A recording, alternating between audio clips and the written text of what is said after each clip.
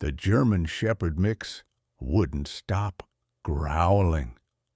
When Hope and Benjamin Jordan saw their beloved family dog Ranger standing between their babysitter and their 7-month-old son Lucas, hackles raised and teeth bared, they were horrified. Their gentle giant had never shown aggression toward anyone, but every time Alexis, their trusted babysitter, came near the baby, Ranger transformed into something unrecognizable.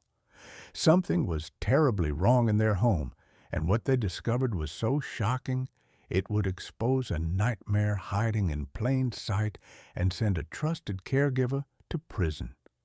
Before watching, don't forget to like, share, and subscribe so you never miss another heart-gripping story like this one. Hope Jordan had returned to work 3 months earlier, and the transition had been brutal. The sleepless nights with Lucas had finally settled into something resembling routine, but leaving her infant son felt like tearing away a piece of herself every morning.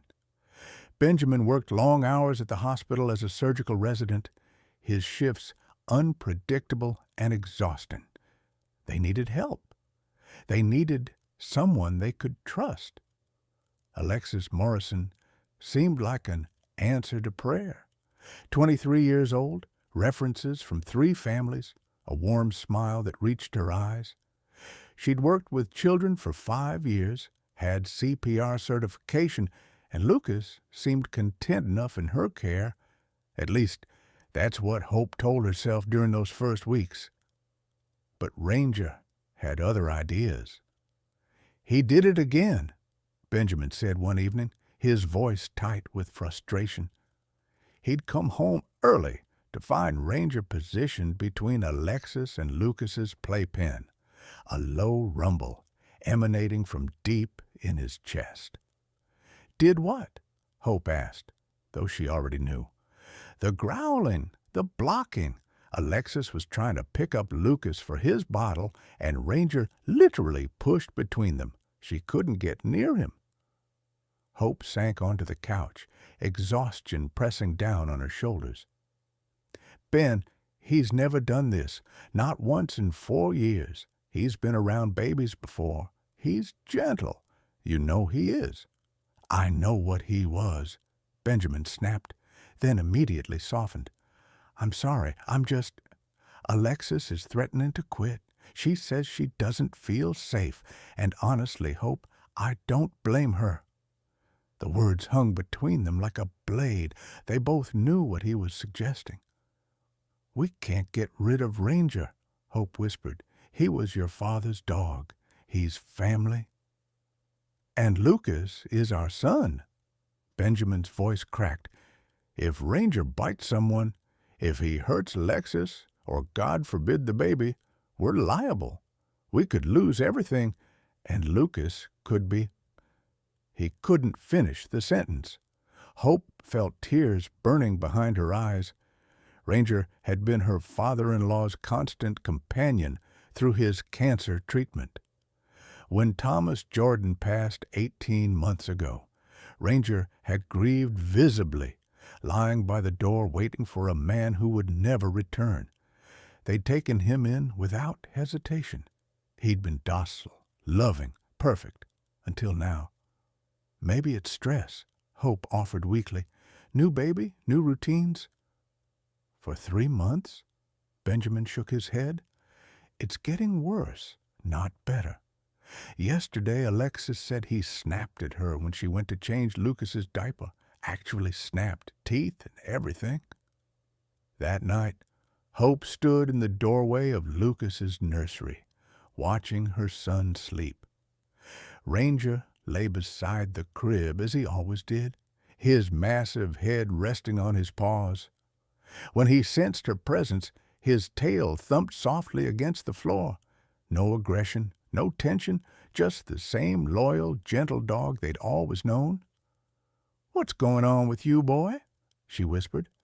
The incidents escalated. Alexis started sending text messages documenting Ranger's behavior. Photos, of him blocking doorways, videos of him growling when she approached. She'd stopped trying to hide her fear and frustration. "I can't work like this," Alexis told them one Friday evening, her voice shaking.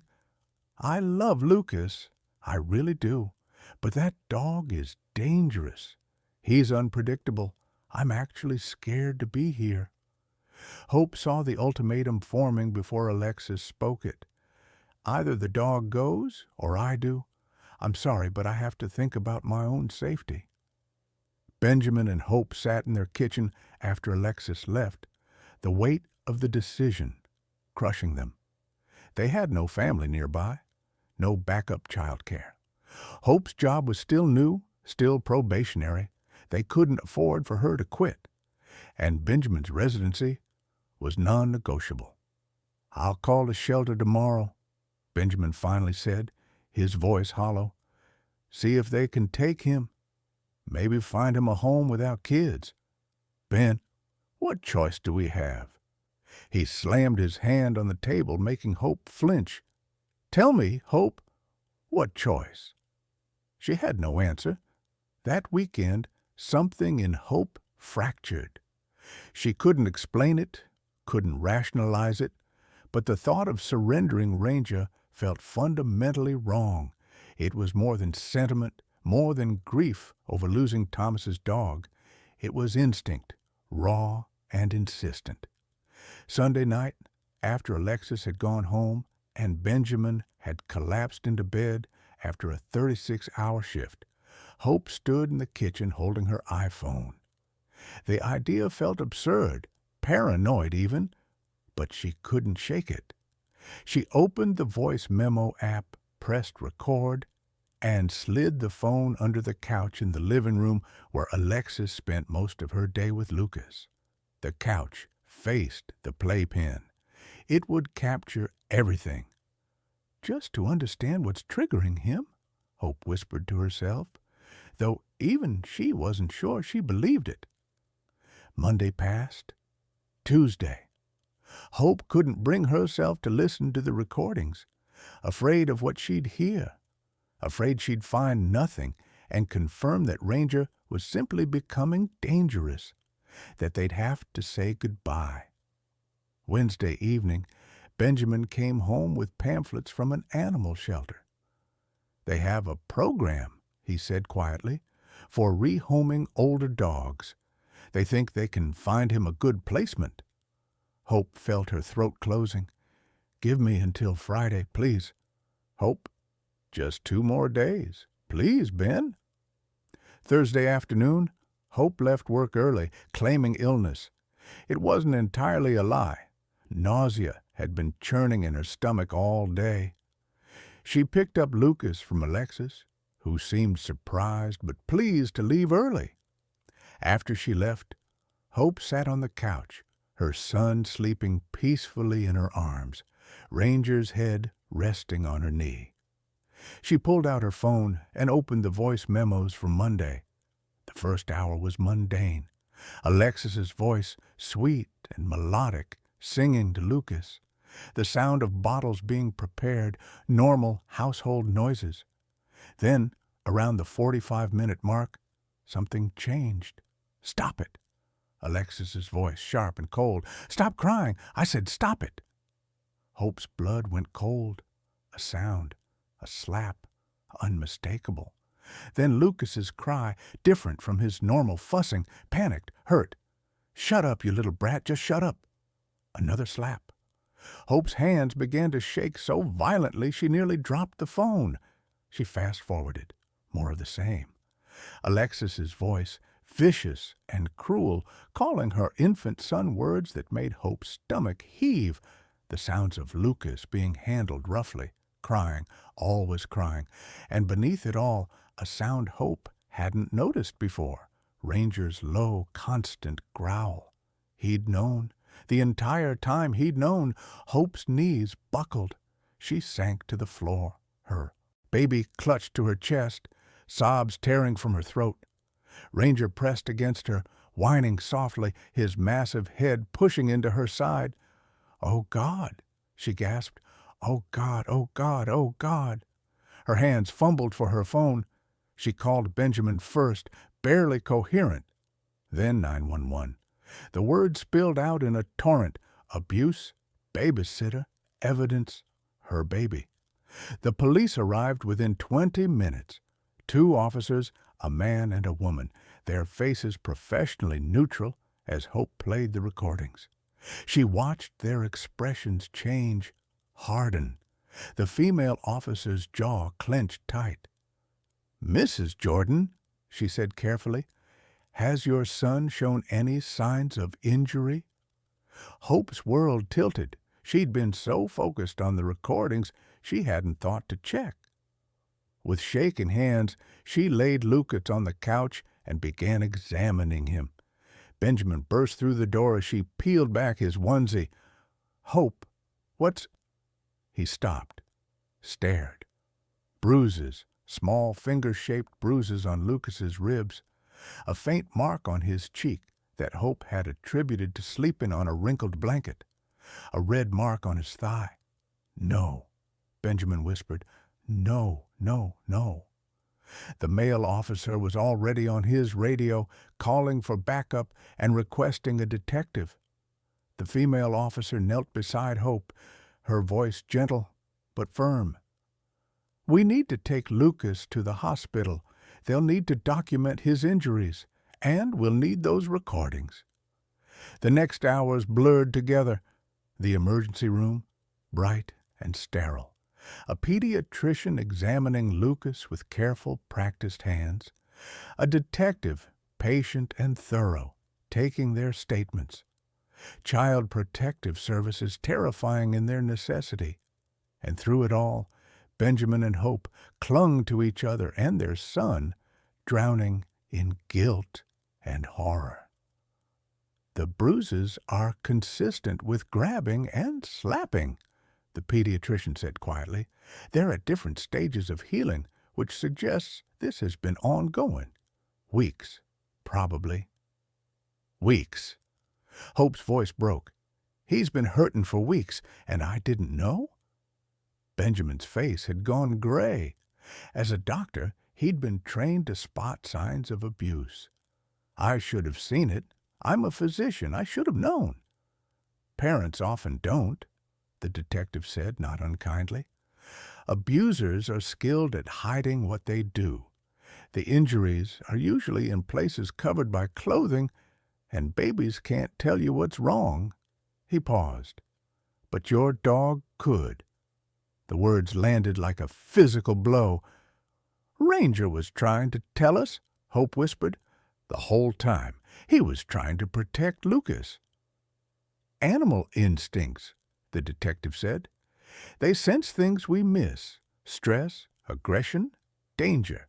Your dog recognized a threat and responded the only way he could." Alexis Morrison was arrested at her apartment that evening. The recordings were damning, irrefutable. She initially denied everything, then broke down and confessed. The prosecutor called it one of the clearest cases of child abuse she'd seen, thanks to the audio evidence. At the arraignment, Alexis's lawyer tried to argue for leniency. She was young, stressed, had no prior record. But the judge listened to 3 minutes of the recordings and set bail at $50,000. "This defendant was trusted with the care of a helpless infant," the judge said, her voice like iron. "She betrayed that trust in the most despicable way imaginable. The child could not defend himself, could not report what was happening. He was completely at her mercy." The trial took 6 months. Alexis eventually accepted a plea deal, guilty to assault and child endangerment, 3 years in prison, followed by probation. She'd never be allowed to work with children again. The day the sentence was handed down, Hope and Benjamin drove home in silence. Lucas, now 13 months old and thriving, babbled happily in his car seat, oblivious to the justice that had been served on his behalf. When they opened the front door, Ranger was waiting, tail wagging. Lucas squealed with delight, reaching for the dog he'd come to adore. Benjamin knelt down and wrapped his arms around Ranger's neck, his shoulders shaking. "I'm sorry," he whispered into the dog's fur. "I'm so sorry, boy. You were trying to save him. You were trying to tell us, and we almost got rid of you. We almost—" Hope joined them on the floor, the three of them and the dog forming a tight circle. Ranger's tail thumped against the hardwood, his tongue lolling in what looked like forgiveness. "You're a hero," Hope told him, scratching behind his ears. "You saved our baby when we couldn't see what was right in front of us." In the weeks that followed, the story spread through their community. Neighbors who'd heard about Ranger's aggression problem stopped by to apologize, to marvel, to shake their heads in wonder. The local news picked it up. Family dog exposes child abuser. Ranger became a minor celebrity, though he seemed utterly unbothered by the attention, content to simply lie beside Lucas's playpen as he always had. Hope quit her job. Benjamin adjusted his residency schedule. They'd figure out the finances. What mattered was that Lucas was safe, healing, surrounded by people who loved him, and a dog who'd risk everything to protect him. One evening, Hope found Benjamin in the nursery, watching Ranger watch Lucas sleep.